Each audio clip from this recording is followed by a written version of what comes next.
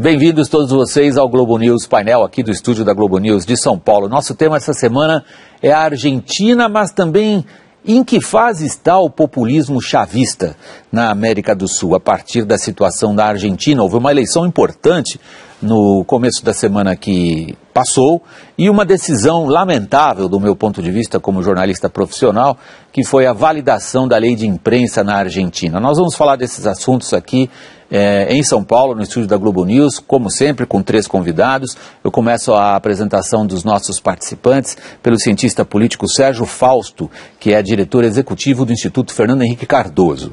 Está conosco o economista Alberto Pfeiffer, ele é diretor executivo do Conselho Empresarial da América Latina e integra também o GACINTE.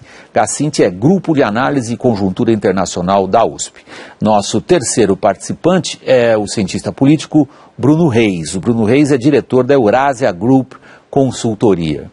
Aqui, antes de começar o programa, eu queria mandar a você minha saudação especial, ouvinte da CBN, que nos acompanha todos os sábados à noite. Foi algo típico da Argentina o que aconteceu essa semana, Sérgio, na minha interpretação cínica, irônica, é a minha prerrogativa como jornalista. Primeiro, o governo toma uma pancada nas eleições, muito pior do que se previa. E durante a semana tem uma vitória importante do ponto de vista do governo argentino, que é impor uma lei que destrói o principal grupo de comunicação do país. Nesse balanço, o governo saiu ganhando ou perdendo, o governo argentino, nosso principal vizinho? Acho que o governo da Cristina saiu enfraquecido das eleições, perdeu nas principais 5 províncias do país, província de Buenos Aires, a cidade de Buenos Aires, Córdoba, Santa Fé e Mendoza.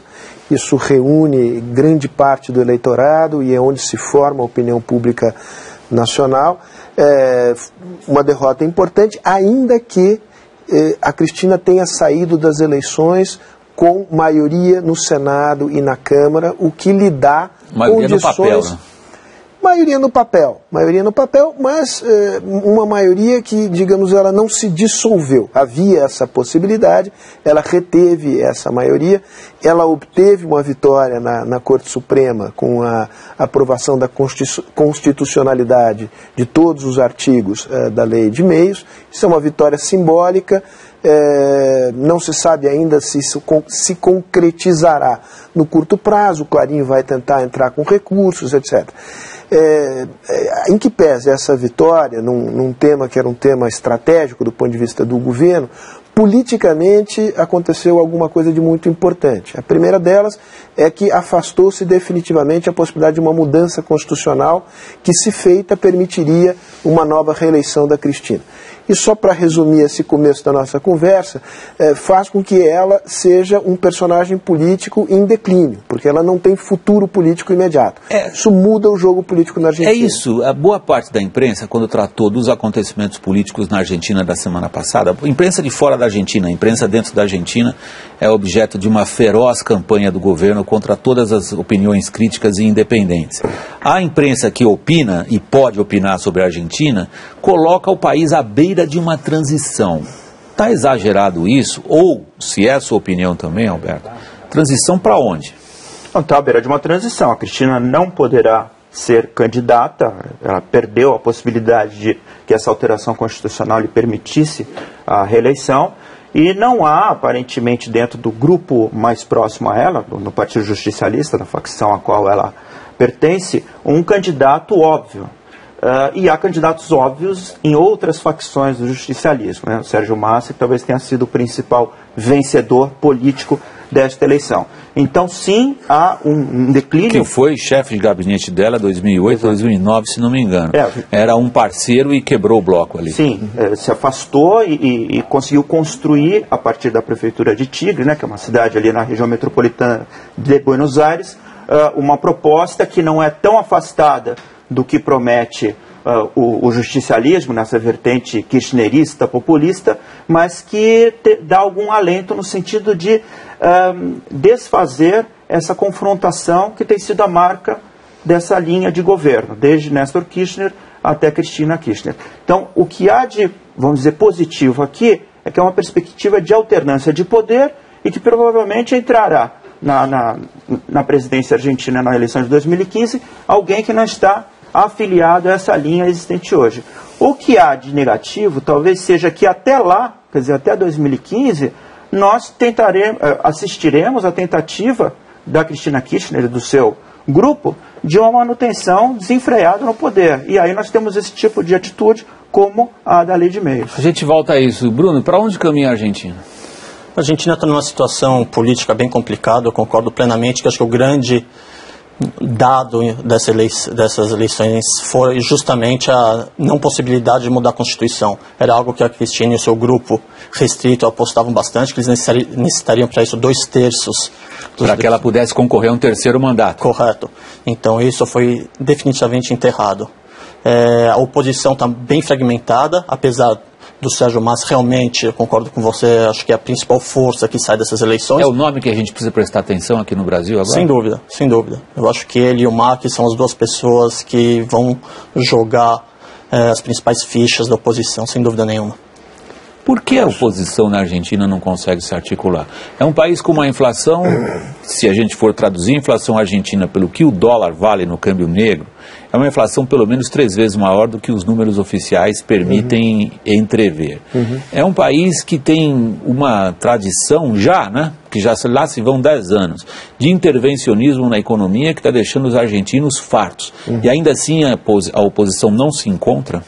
Houve um processo na Argentina nos últimos 15 anos de grande fragmentação partidária, no nível nacional e também no nível regional. Na Argentina é possível ter partidos provinciais, o que a legislação brasileira não permite. Então, quando você olha a lista de partidos na Argentina, ela é uma lista enorme, é difícil inclusive de você decorar e olha que nós temos 32. Pois é, eles têm vários partidos. O que vem acontecendo, a meu ver, de interessante, e essa, digamos, é a nota de algum otimismo com relação ao panorama político argentino no médio prazo, é que existe uma espécie de decantação lenta deste processo de fragmentação partidária. O que eu estou querendo dizer com isso? Vão se formando algumas coalizões de forças que definem certas zonas da disputa política, né? Claramente você tem o Partido Peronista, que é o partido que tem se tornado, ele se tornou dominante nos últimos tempos, e ele vinha se tornando hegemônico, ou seja, a percepção de que não haveria alternativa possível ao Partido Peronista é ainda uma perspectiva vigente na Argentina, mas que começa a ser questionada pela solidificação de um certo polo de centro-direita em torno do Macri, que tem o problema de ser muito circunscrito só à cidade de Buenos Aires, não tem amplitude nacional. E tem uma tradição na União Cívica Radical também. Mas a União Cívica Radical é hoje, isso eu acho que é o dado mais auspicioso das eleições, ela passa a formar um campo de centro-esquerda com o Partido Socialista. O Partido Socialista... O que você está dizendo é que nós vamos ver na Argentina realmente uma disputa em torno de plataformas políticas claramente delineadas. Não vamos nos adiantar tanto nas conclusões, mas eu acho que você caminha nesta direção.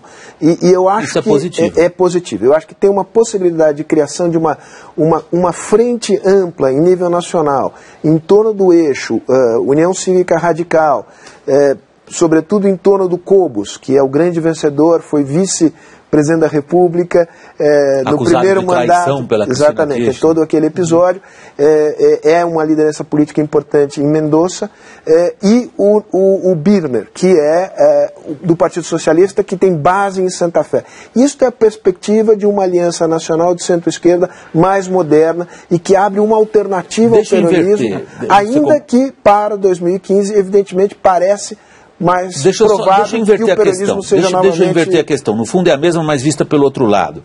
Quando você identifica agora na Argentina a possibilidade de que grupos se articulem em torno também de projetos políticos, digamos assim, a gente poderia eventualmente ver isso de uma outra maneira, Alberto? Ou seja, o populismo kirchnerista na sua feição chavista chegou a um, entre aspas, esgotamento, ou é cedo para afirmar algo assim? Eu creio que sim, que a gente percebe um esgotamento desse modelo, até porque os indicadores econômicos evidenciam isso, né? A inflação extremamente alta, toda a maquiagem persistente e continuada que tem sido feita quanto ao desempenho econômico da Argentina demonstra que o modelo não funciona. Ele funcionou enquanto constituía uma maneira de amarração e de afiliação de certos grupos sociais, sindicatos, grupos urbanos de classe média baixa, classes mais pobres, mas a classe média argentina, farta desse estratagema, e o campo argentino principalmente, sempre contrário a isso, estabeleceram tensionamentos que eu acho que agora culminam nessa impossibilidade da Cristina pleitear a permanência deste modelo. Eu não seria tão otimista quanto talvez o Sérgio de adiantar essas possíveis correlações de forças já para um futuro tão próximo. Eu acho que futuro tão próximo às suas eleições de 2015. Foi justamente o que eu disse. Ele prudentemente encerrou o pensamento dele, mas eu sublinharia ainda o fato de que é dentro do justicialismo que se dá a governabilidade na Argentina. Quer dizer, dentro do peronismo que nós provavelmente veremos o próximo presidente. Eu não creio que haverá espaço para uma correlação de forças que permita que às vezes, o que foi, no passado recente, um grande fracasso, que foi o governo da União Cívica Radical, que historicamente é o contraponto ao justicialismo, e nós lembramos bem das imagens de Fernando de la Rúa, o presidente da União Cívica Radical. Você se refere aos eventos do 2001, quando a Argentina teve, se não me engano, 5 presidentes em uma semana. E meio. Não, e depois em um ano e meio, se não me engano, foram 7 presidentes. Aí assumiu Eduardo Duhalde, houve eleições, Néstor Kirchner ganhou com 22% dos votos, uma disputa muito apertada, e ele não era, talvez, o principal candidato naquela ocasião. Aliás, num momento muito grave da história da Argentina, sim, e grave do ponto de vista da nossa história também, quando a gente olha para as manifestações de junho no Brasil. Eu me lembro, eu cobri esses eventos pelo Jornal Nacional como repórter naquela época. E me lembro daqueles argentinos todos nas ruas, os panelaços, gritando que se vayan todos. Era um desprezo à política. Era uma repulsa à classe política total. Não faziam distinção entre partidos, muito do que aconteceu aqui em junho também. E o que veio depois, com uma eleição com baixa participação, foi um sistema político que é esse que a gente está vendo hoje, eventualmente nos seus estertores. Ou seja, gritar na rua contra todos os políticos, pelo menos no caso da Argentina, não necessariamente melhorou o sistema político. Bruno, é uma pergunta que a gente sempre se coloca. Governos populistas de feição chavista, como por exemplo o argentino tem sido nos últimos anos, têm pouco apego aos fatos e muito apego ao que eles mesmos chamam em espanhol de la narrativa. Ou seja, o que importa é a versão que a sua máquina de propaganda e de ataque à imprensa independente consegue colocar e fazer com que as pessoas se apeguem a essas versões. A narrativa. Os fatos começam a se impor?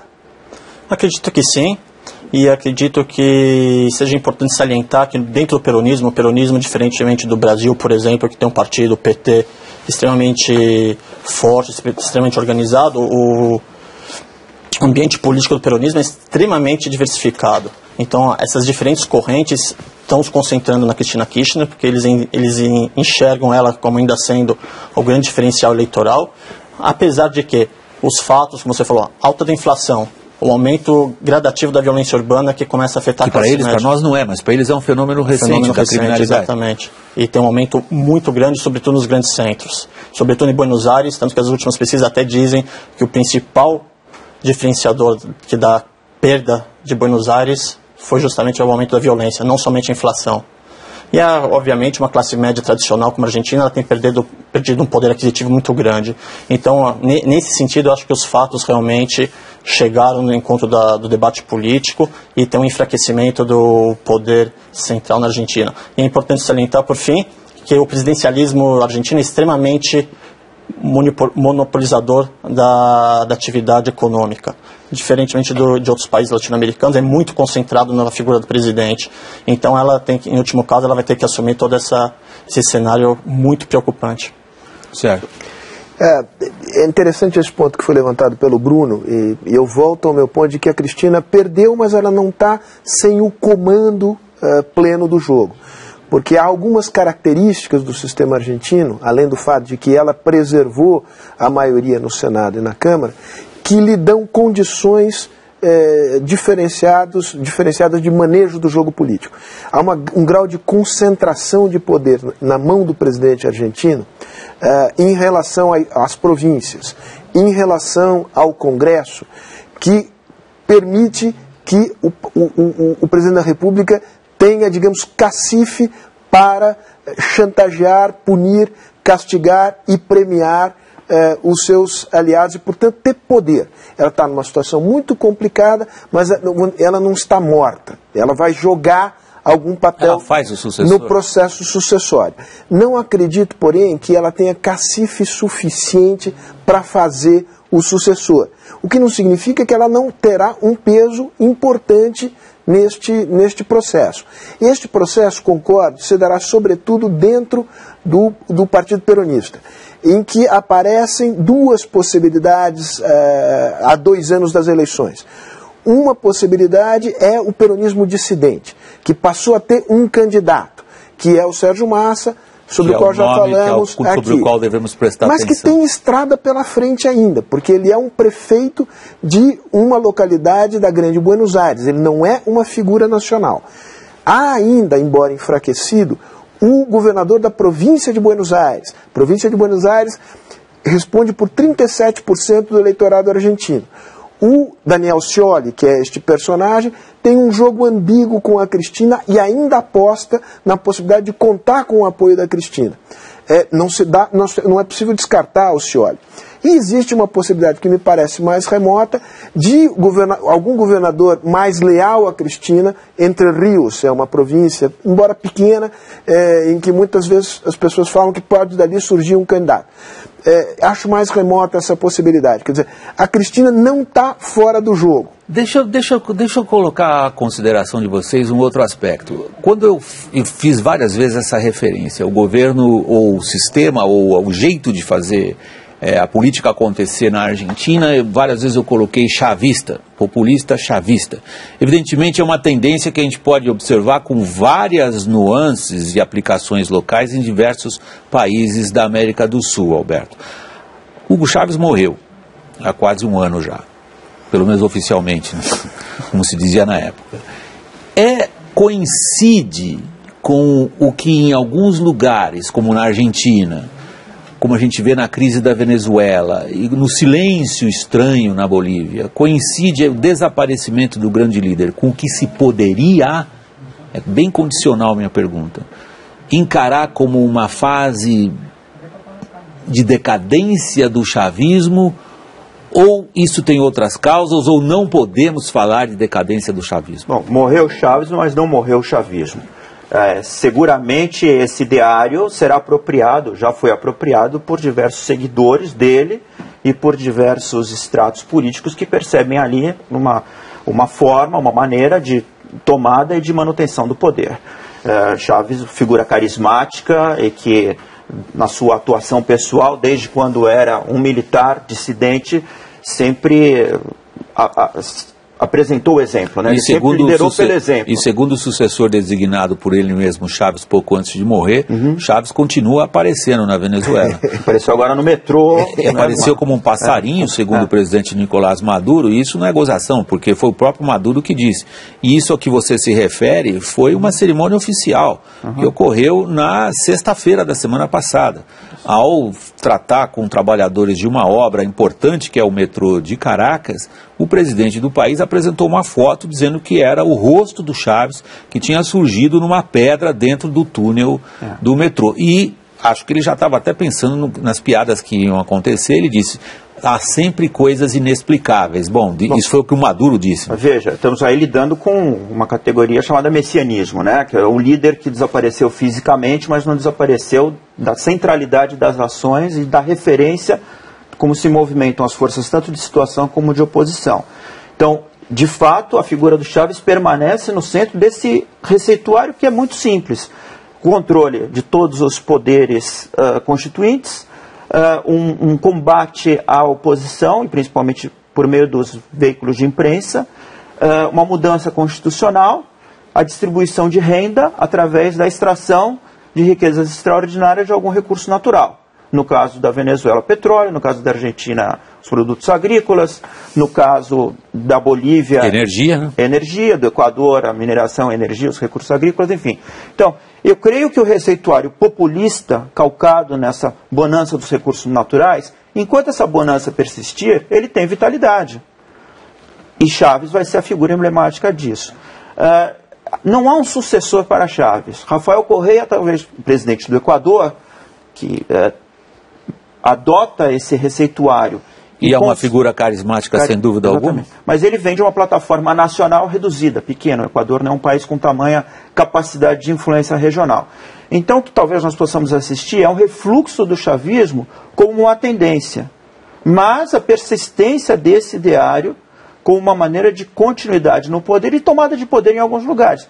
Chávez não é uma figura isolada. Ele se filia a um grupo de ideólogos, de pessoas que pensaram numa proposta alternativa e de confrontação ao neoliberalismo, ao consenso de Washington, à hegemonia norte-americana na região. E isso permanece vivo na nossa América Latina.